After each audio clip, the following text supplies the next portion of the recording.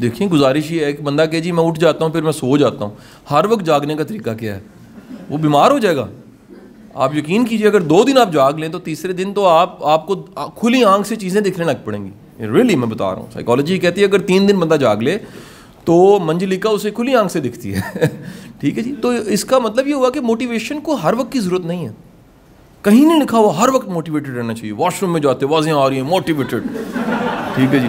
پرچہ آ گیا موٹیویٹڈ، ہر جگہ گئے پل آگے آ گیا موٹیویٹڈ. کیا خیال ہے جی؟ تو ہر وقت کی موٹیویشن تو ممکن نہیں ہے. ایمان ایک سا نہیں رہتا. موٹیویشن تو بڑی بات کی بات ہے سر. ایمان کی حالت ایک جیسی نہیں رہتی. دنیا کے سب سے بیسٹ جو لوگ ہیں وہ اللہ کے رسول کے صحابی ہیں. وہ کہتے ہیں ہمارا ایمان ایک جیسا نہیں رہتا. اللہ کے رسول کو جا کے بتاتے ہیں، وہاں پر پورا واقعہ ہو جاتا ہے کہ اللہ کے رسول فرماتے ہیں ایسا ممکن نہیں، اگر ہو تو پھر فرشتے گلیوں بازاروں میں تمہارا استقبال کریں. ایمان ایک سا نہیں رہ سکتا. تو موٹیویشن جو ہے وہ ہر وقت نہیں رہ سکتی، یہ واضح رکھ لیجیے گا. اور کوئی ضروری نہیں ہے اوور موٹیویٹڈ ہونا بھی ضروری نہیں ہے.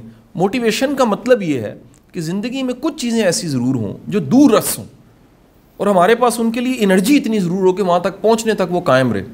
آج دنیا میں جو ماڈرن کتابیں، کیونکہ یہ جو سبجیکٹ ہے نا سیلف ہیلپ پرسنل ڈیولپمنٹ، جس کی کتابیں دیوار پہ بھی ساری لگی ہوئی ہیں، یہ بھی ترقی کرتے کرتے جدید ہو چکا ہے. یہ بھی باتیں نہیں، ریسرچ آنے لگ پڑی ہے.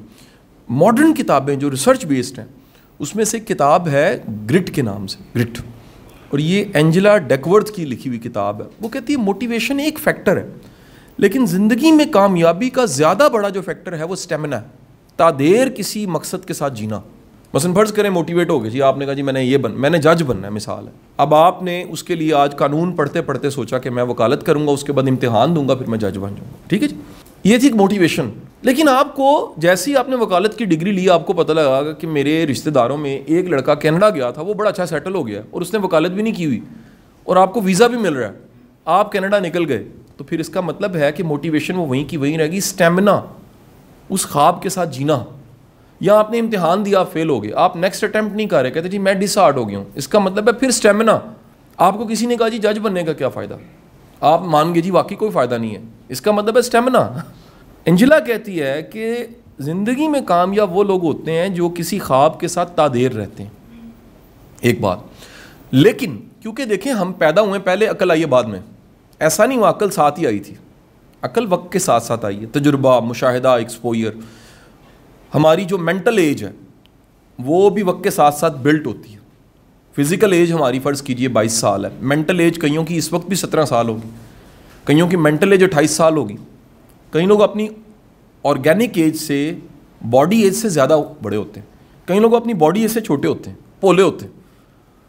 آپ کا کمال یہ ہے کہ آپ وقت کے ساتھ ساتھ اپنے گولز کو بھی ذرا ڈیفائن کریں. سوچیں کہ واقعی یہ میرے اصل پیشن کے ساتھ اور میرے مقصد حیات کے ساتھ اور میری اصل زندگی جس پہ میں خرچ رہا ہوں اس کے ساتھ جڑتے ہیں. یہ وقت کے ساتھ ساتھ اپ گریڈ کرنا چاہیے. میں کہتا ہوں جیسے ہم سیل فون اپ گریڈ کر کے پرو 13 تک چلے جاتے ہیں، اسی طرح ہمیں اپنے گولز کو بھی، چیزوں کو بھی اپ گریڈ کرنا چاہیے. ہمیں وقت کے ساتھ ساتھ سوچنا چاہیے کہ یہ واقعی میرے گولز ہیں، یہ مجھے ان کے لیے اپنی زندگی کو صرف کرنا چاہیے، یہ مجھے اپنا آپ لگانا چاہیے. مجھے اس ایک بار آئی جو لائف ہے جو دوبارہ ملنی بھی نہیں ہے، مجھے واقعی یہ اتنی سیریس چیز ہے کہ میں پوری زندگی اس پہ لگا دوں. یہ وقت کے ساتھ ساتھ ہمیں اپ گریڈ ضرور کرنا چاہیے اور اتنی موٹیویشن رہنی چاہیے. یہ آخری بات اس جملے سوال کے جواب میں، کم از کم اتنی موٹیویشن ضرور رہنی چاہیے کہ بھاگ نہ سکیں تو چل لیں. اچھا نہیں چل سکتے تو کچھ نہیں ہوتا، آپ گھٹنوں کے بال ہی چل لیں. اچھا وہ بھی نہیں کر سکتے، رینگنا شروع کر دیں کم از کم. یعنی کچھ نہ کچھ کوئی فاصلہ آپ کے اصل مقصد سے قریب ہونا چاہیے. یہ موٹیویشن منیمم ہے، یہ قائم رہنی چاہیے. یہ ایک نصیحت ایک ہی وقت میں ایک جگہ پہ تو شاید کارگر ہوتی ہے، لیکن جیسی سچویشنز بدلتی ہیں تو ہمیں پتہ لگتا ہے کہ وہ نصیحت وہاں کے لیے ٹھیک تھی، نیکسٹ آگے کے لیے وہ ٹھیک نہیں ہے. مثال لیجیے، ٹرائی اگین، بچپن سے ہم نے پڑھا، لیکن اگر کسی ٹرائی میں پتہ لگ گیا میرا کام نہیں ہے تو پیچھے ہٹ جانا چاہیے. ٹرائی اگین سے ایک بہت بڑا لیسن ہے، وہ ہے کامن سینس. اسے بھی تو استعمال کرنا چاہیے.